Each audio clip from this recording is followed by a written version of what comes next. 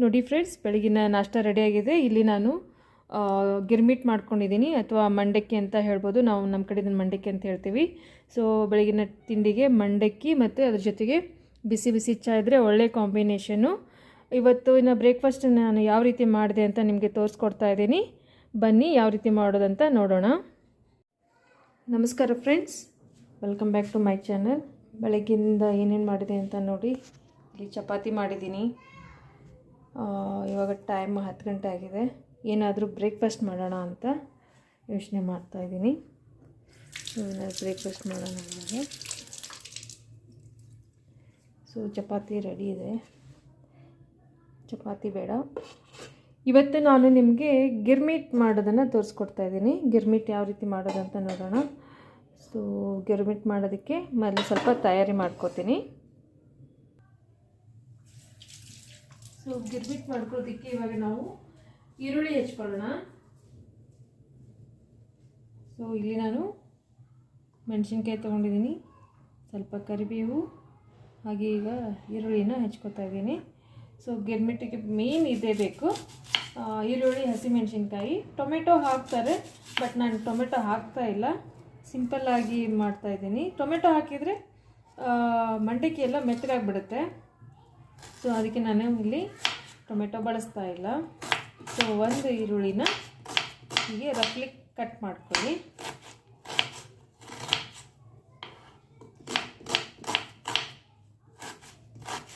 So ಈ ರೀತಿ cut ಮಾಡ್ಕೊಳ್ಳಿ.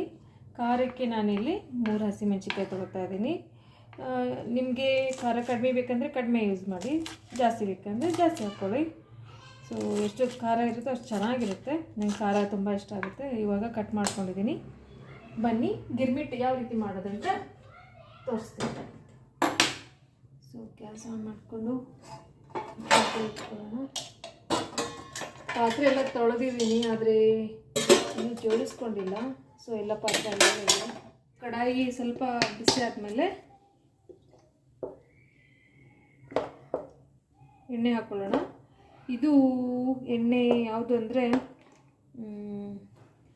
ಕುಸುಬಿ ಎಣ್ಣೆ ಅಂತ ಹೇಳ್ತಾರೆ. ನಮ್ಮ ಕಡೆ ಕುಸುಬಿ ಜಾಸ್ತಿ ಬೆಳೆಯೋದ್ರಿಂದ ಅಲ್ಲಿ ಈಸಿಯಾಗಿ ಸಿಗುತ್ತೆ. ಆರೋಗ್ಯಕ್ಕೆ ತುಂಬ ಒಳ್ಳೆಯದು ಕುಸುಬಿ. ಸುಮಾರು ಜನಕ್ಕೆ ಗೊತ್ತಿರುತ್ತೆ ಕುಸುಬಿ ಅಂದರೆ ಏನು ಅಂತ. ಸೊ ಕುಸುಬಿ ಎಣ್ಣೆ ಯೂಸ್ ಮಾಡ್ತಾಯಿದ್ದೀನಿ. ಸೊ ಎಣ್ಣೆ ಕಾದಿದೆ. ಇವಾಗ ಸಾಸಿವೆ ಹಾಕ್ಕೊಳ್ಳೋಣ.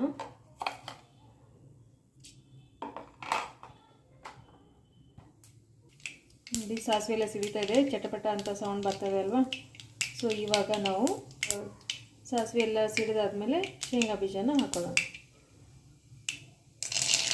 ಶೇಂಗಾ ಬೀಜ ಹಾಕಿದರೆ ತುಂಬ ರುಚಿಯಾಗಿರುತ್ತೆ. ತಿನ್ನೋದಕ್ಕೆ ಒಂಥರ ಏನೋ ಮಧ್ಯ ಮಧ್ಯದಲ್ಲಿ ಸಿಕ್ಕಾಗ ಒಂಥರ ಟೇಸ್ಟ್ ಚೆನ್ನಾಗಿ ಕೊಡುತ್ತೆ ಇದು ಶೇಂಗಾ ಬೀಜ. ಸೊ ಶೇಂಗಾ ಬೀಜ ಚೆನ್ನಾಗಿ ಹುರ್ಕೊಳ್ಳೋಣ. ನೋಡಿ 1-2 ನಿಮಿಷ ಶೇಂಗಾ ಬೀಜ ಚೆನ್ನಾಗಿ ಹುರಿದಾದ್ಮೇಲೆ ಇವಾಗ ಕಟ್ ಮಾಡಿ ಇಟ್ಟಿರುವಂಥ ಈರುಳ್ಳಿ, ಹಸಿಮೆಣಸಿನ್ಕಾಯಿ ಮತ್ತು ಕರಿಬೇವು ಹಾಕೊಳ್ಳೋಣ. ಹುಷಾರಾಗಿರಿ, ಎಣ್ಣೆ ಸೇರಿ ಬಿಡುತ್ತೆ.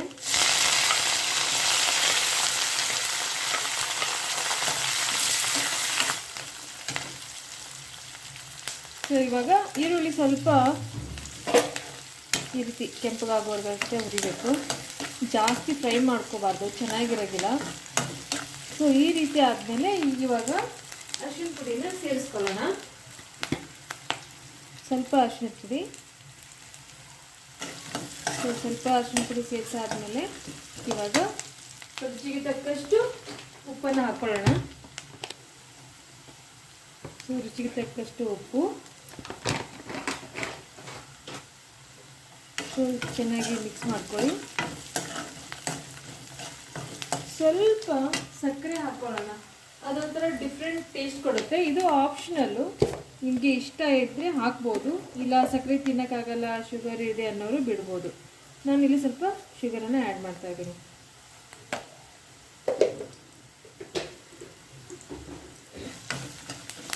ನೋಡಿ ಇಷ್ಟಾದಮೇಲೆ ಗ್ಯಾಸ್ ಆಫ್ ಮಾಡಿ, ಇದು ಸ್ವಲ್ಪ ತಣ್ಣಗಾಗಬೇಕು. ಬಿಸಿ ಇದ್ದಾಗ ಮಂಡಕ್ಕಿ ಹಾಕಿಬಿಟ್ರೆ ಮಂಡಕ್ಕಿ ಎಲ್ಲ ಮೆತ್ತಗಾಗ್ಬಿಡುತ್ತೆ, ಕ್ರಿಸ್ಪಿ ಇರಲ್ಲ.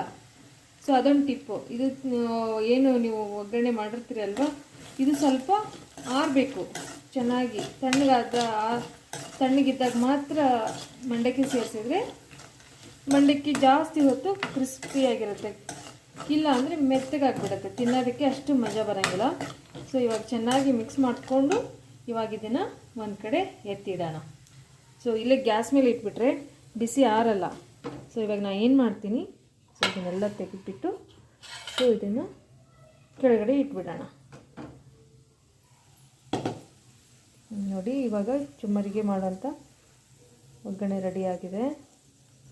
ಸೊ ಬನ್ನಿ ಇವಾಗ ಮಂಡಕ್ಕಿ ತಗೊಳ್ಳೋಣ. ನೋಡಿ ನಾವು ಊರಿಂದ ತೊಗೊಂಡು ಬಂದಿರೋ ಲಗೇಜ್ ಹಾಗೇ ಇದೆ. ಇವಾಗ ಇದನ್ನೆಲ್ಲ ತೆಗಿಬೇಕು. ಇದರಲ್ಲಿರೋದೇ ಮಂಡಕ್ಕಿ. ಸೊ ಇಷ್ಟೊಂದು ಮಂಡಕ್ಕಿ ತೊಗೊಂಡು ಬಂದಿದೆ, ಯಾಕೆಂದರೆ ನಮ್ಮ ಕಡೆ ಮಂಡಕ್ಕಿ ಇಲ್ಲಿ ಸಿಗಲ್ಲ. ಸೊ ಅದಕ್ಕೆ ಜಾಸ್ತಿ ಮಂಡಕ್ಕಿನ ತೊಗೊಂಡು ಬಂದಿದ್ದೀನಿ. ಇವಾಗ ಅದನ್ನು ಯಾವ ರೀತಿ ಮಿಕ್ಸ್ ಮಾಡೋದಂತ ನೋಡೋಣ. ಸೊ ಮಂಡಕ್ಕಿ ತಗೊಳ್ಳೋಣ.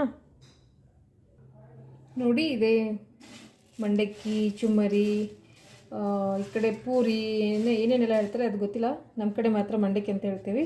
ಸೊ ಇವಾಗ ಒಗ್ಗರಣೆ ತಣ್ಣಗಾಗಿದೆ, ಇದಕ್ಕೆ ಮಂಡಕ್ಕಿ ಸೇರಿಸ್ಕೊಳ್ಳೋಣ. ನಿಮ್ಗೆ ಎಷ್ಟು ಬೇಕಷ್ಟು ಸೇರಿಸ್ಕೊಳ್ಳಿ. ಸೊ ಇವಾಗ ಚೆನ್ನಾಗಿ ಮಿಕ್ಸ್ ಮಾಡ್ಕೊಳ್ಳೋಣ.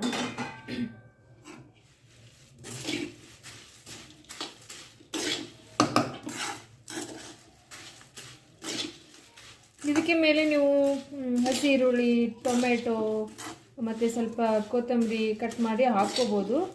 ಬಟ್ ಹೀಗೆ ತಿನ್ನೋಕ್ಕೆ ತುಂಬ ಚೆನ್ನಾಗಿರುತ್ತೆ, ಇದು ಸೂಪರಾಗಿರುತ್ತೆ. ಬೇಕು ಅಂದರೂ ಎಕ್ಸ್ಟ್ರಾ ಹಾಕ್ಕೋಬೋದು, ಕ್ಯಾರೆಟ್ ತುರಿ ಹಾಕ್ಕೋಬೋದು. ಅದು ಮತ್ತೆ ಅಗೇನ್ ಬೇಲ್ ಥರ ಆಗಿಬಿಡುತ್ತೆ. ಇದು ಬೇರೆ, ಇದು ಮಂಡಕ್ಕಿ, ಇದು ಒಂಥರ ರುಚಿನೇ ಬೇರೆ. ಇದು ಸಿಂಪಲ್ಲಾಗಿರುತ್ತೆ, ಆದರೆ ರುಚಿ ಮಾತ್ರ ಸಿಕ್ಕಾಪಟ್ಟೆ ಚೆನ್ನಾಗಿರುತ್ತೆ. ಸೊ ಒಂದ್ಸಲ ಮಾಡಿ ನೋಡಿ ಮನೇಲಿ, ತುಂಬ ಚೆನ್ನಾಗಿರುತ್ತೆ ಇದು. ನೋಡಿ ಇವಾಗ ನನ್ನ ಬ್ರೇಕ್ಫಾಸ್ಟ್ ರೆಡಿಯಾಗಿದೆ. ಸೊ ಈ ಮಂಡಕ್ಕಿ ಜೊತೆ ಸ್ವಲ್ಪ ಟೀನೂ ಇದ್ರೆ ಚೆನ್ನಾಗಿರುತ್ತೆ. ಸೊ ಇವಾಗ ನಾನು ಟೀ ಮಾಡ್ತಾಯಿದ್ದೀನಿ. ಸೊ ಮಂಡಕ್ಕಿ ರೆಡಿಯಾಗಿದೆ. ಇವಾಗ ನಾವು ಟೀಗೆ ರೆಡಿ ಮಾಡ್ಕೊಳ್ಳೋಣ.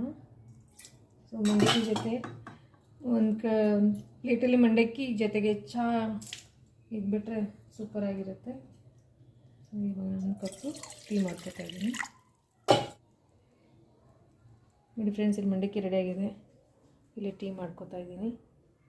ಸೊ ಟೀಗೆ ಟೀ ಪೌಡರ್ ಹಾಕ್ಕೊಳ್ಳೋಣ, ಶುಗರ್ ಹಾಕ್ಕೊಳ್ಳೋಣ.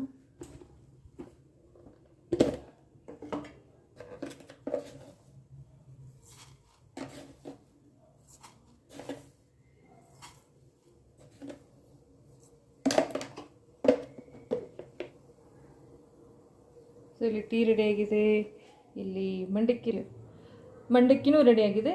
ಸೊ ಬನ್ನಿ ಬ್ರೇಕ್ಫಾಸ್ಟ್ ಮಾಡೋಣ. ಸೊ ಈ ವಿಡಿಯೋ ಇಷ್ಟ ಆದಲ್ಲಿ ಲೈಕ್ ಮಾಡಿ, ಶೇರ್ ಮಾಡಿ, ಸಬ್ಸ್ಕ್ರೈಬ್ ಮಾಡಿ, ಹಾಗೆ ಕಮೆಂಟ್ ಕೂಡ ಮಾಡಿ. Thank you so much.